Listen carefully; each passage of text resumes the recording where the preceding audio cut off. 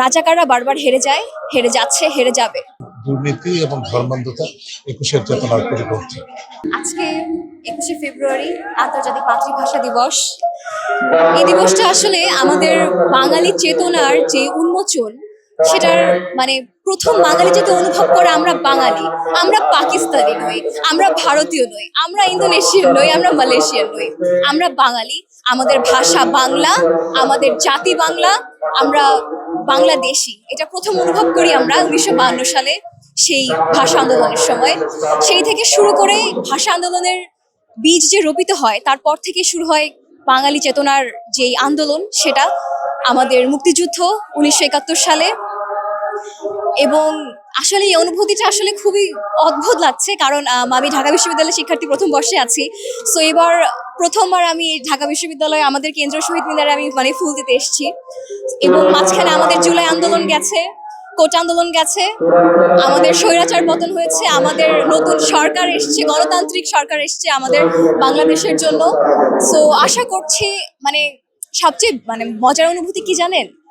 রাজাকাররা বারবার হেরে যায়, হেরে যাচ্ছে, হেরে যাবে। দেশদ্রোহীরা বারবার হেরে যাবে, বারবার জিতে যাবে বাংলাদেশের শক্তি, বাঙালির শক্তি, বাঙালি জাতীয়তাবাদের শক্তি এবং বাঙালি চেতনার শক্তি, বাংলাদেশের পক্ষের শক্তি। এবং যতদিন বাংলাদেশ থাকবে, বাঙালি থাকবে, আমাদের 21শে ফেব্রুয়ারি থাকবে, আমাদের 71 থাকবে, আমাদের 24 থাকবে। আজকে আন্তর্জাতিক মাতৃভাষা দিবস। এই দিনে শুধু ভাষার জন্য আমাদের অনেক যুবককে আমরা হারিয়েছি। সালাম, বরকত, রফিক, জব্বার। আসলে সেই 52 ভাষা আন্দোলন যদি আমরা চিন্তা করি, বর্তমানের যে রাজনৈতিক প্রেক্ষাপট, 17 বছর কিন্তু আমরা সেই ভাষা আন্দোলনের মতো কিন্তু আমরা একটি গণতান্ত্রিক সরকার প্রতিষ্ঠা করবার জন্য কিন্তু আমরা একটি আন্দোলনে লিপ্ত ছিলাম। এবং 17 বছরে অনেক আত্মত্যাগ, আমাদের নেতাকর্মীদের গুম, খুন, হামলা মামলার ভিতরে কিন্তু 17 বছর আমরা কাটিয়েছি। এবং 17 বছর পর একটি স্বাধীন রাষ্ট্রে আমরা আজকে অবস্থান করছি। এবং এই আজকের এই দিনে শুধু এটুকু বলতে চাই যে আগামী দিন এই সরকার 17 বছরের যে আত্মগ্লানি, ত্যাগের মাধ্যমে যে সরকার প্রতিষ্ঠা করেছে, সেই প্রতিষ্ঠার যেন এই যে 31 দফার মাধ্যমে আজকে তাকে 5 দিন হতে চলেছে আমাদের আন্দোলন। বিকাশ পেমেন্টে 10,000 টাকার বেশি অফার, শপিং চলছে তো। আন্দোলন শেষ হওয়ার পরে 5 দিন আমাদের সরকার দায়িত্বে। এবং এই 5 দিনে আপনারা জানেন যে গণতান্ত্রিক ভাবে রাষ্ট্র চালানোর জন্য যে ওয়েগুলো প্রয়োজন, তার ভিতরে অনেকগুলো কিন্তু তারা এগিয়ে যাচ্ছে এবং অলরেডি কাজ শুরু করেছে। এবং বিশ্বাস করি যে এই সরকার তার মেয়াদ উত্তীর্ণ হওয়ার আগ মুহূর্ত পর্যন্ত এই সরকার যে প্রতিশ্রুতিগুলো দিয়েছে, সেই প্রতিশ্রুতিগুলোতে বাস্তবায়ন করবেন এবং একটি গণতান্ত্রিক রাষ্ট্র প্রতিষ্ঠা করবার জন্য যা যা প্রয়োজন এই সরকার ততটুকুই করবেন। আসলে এর আগে তো কখনো এ ধরনের কর্মকাণ্ড তাদেরকে দেখি নাই। তারা এসেছে, সাধুবাদ জানাই তাদেরকে।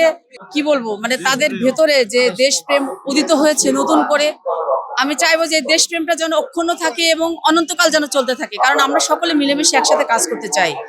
এটি একসাথে কাজ করার জন্য একটা মানুষকে, প্রত্যেকটা অঙ্গ সংগঠন, প্রত্যেকটা দলকে যেভাবে কাজ করা দরকার রাষ্ট্র চালানোর জন্য, তারা এগিয়ে এসেছে। আমি তাদেরকে সাধুবাদ জানাচ্ছি আবারও, এবং চাইবো যে আগামীতেও যেন আমাদের প্রত্যেকটি কার্যক্রমে ওনারা এভাবেই আমাদের সাথে থাকেন এবং একসাথে আমরা দেশকে এগিয়ে নিয়ে যেতে চাই।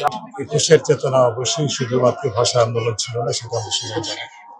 আমরা মনে করি যে একুশের চেতনার মূল মন্ত্র হচ্ছে যে বর্তমান প্রেক্ষিতে বিশেষ করে আজকের এই অবস্থানে আমরা দাঁড়িয়ে যেটা বলছি, সেটা হচ্ছে দুর্নীতি এবং ধর্মান্ধতা একুশের চেতনার পরিপন্থী। বিশেষ করে আমরা জোর দিয়ে বলতে চাই, ধর্মীয়, জাতিগত সংখ্যালঘু, নারী, আদিবাসী, প্রতিবন্ধী সহ সকল প্রান্তিক জনগোষ্ঠীর সমান অধিকার হরণ করার মধ্যে যত শক্তি আছে, সেই শক্তির যে চেতনা বা তাদের যে এজেন্ডা, সেটা সম্পূর্ণভাবে একুশের চেতনার পরিপন্থী। আমরা সেটি পুরো দেশবাসী, সারা দেশের মানুষ, সাধারণ নাগরিক এর বিরুদ্ধে রুখে দাঁড়াবে। আর বিশেষ করে বলবো, দুর্নীতি এবং ধর্মান্ধতা সম্পূর্ণভাবে একুশের চেতনার সাথে সাংঘর্ষিক, এটি প্রতিহত করতে হবে।